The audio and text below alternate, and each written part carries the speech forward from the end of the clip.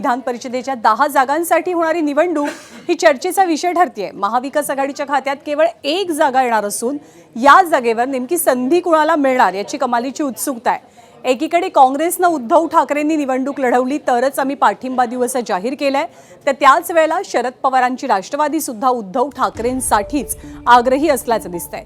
उद्धव ठाकरेंनी निवडणूक लढवावी अशी पक्षाची आग्रही विनंती असल्याचं सुप्रिया सुळेंनी म्हटलंय। त्यामुळे आता ठाकरेंचा पक्ष नेमका निर्णय काय घेणार, कुणाच्या नावावर शिक्कामोर्तब होणार हे पाहावं लागेल।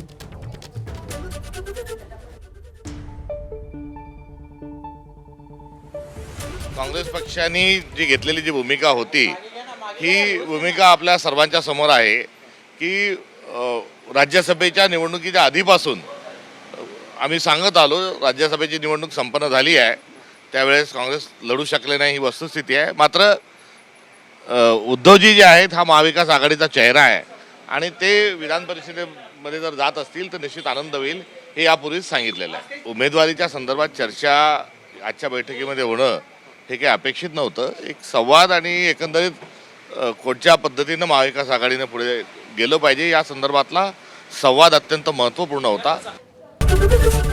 एबीपी माझा, उघडा डोळे बघा नीट।